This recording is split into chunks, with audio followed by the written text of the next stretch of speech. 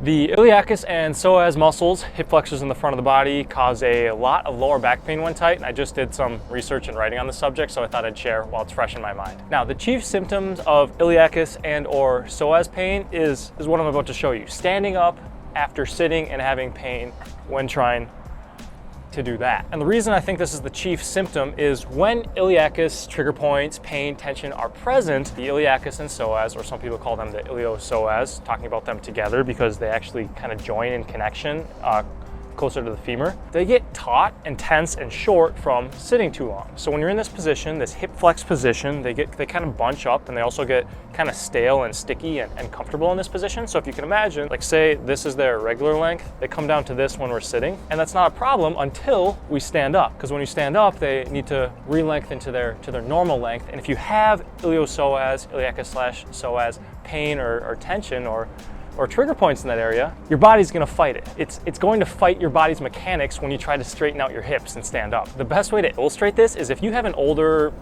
dad, uncle, grandfather who has a hard time standing up. Every time he gets out of a chair, it's and they have a hard time pushing their hips forward, you can bet that person has iliacus and psoas tension and pain. Now, last caveat on the pain, it's not always caused by sitting. It could be caused from a high impact event like sprinting or doing something that's really like a heavy march or jump or step, or something that's really intense for the iliacus and psoas muscles that cause them to turn on and engage really heavily, like an activity they weren't conditioned for. So this pain could come on by sitting too much, but also from like a single high impact event. Now, you have the pain, what are you gonna do to actually get rid of it and get better? If you've been following me for any time, you probably know, but step one is always gonna be massage, because until you iron out physically the trigger points, knotting and tension and just stickiness in this muscle, you're not gonna be able to stretch, it's not gonna be able to move fluidly, and you're gonna have a hard time standing up, which is this chief symptom we're trying to resolve, until you physically work them out. And now you can do this at a clinic with a professional, a licensed massage therapist, physical therapist,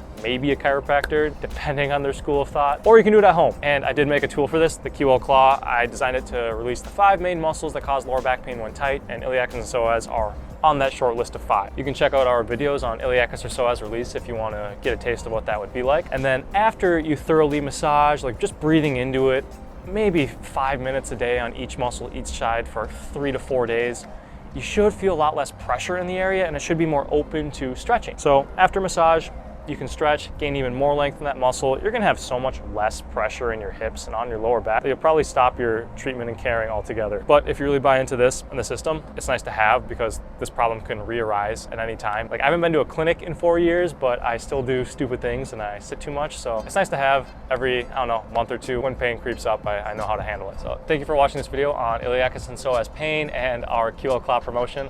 Seriously, check it out if you think you have this problem. I built it for this function. I'm a biomedical engineer by training and just a guy who had a lot of lower back pain and wanted to figure it out. So for a little more depth on this topic, check out this video on psoas muscle pain next, and I will see you in the next one.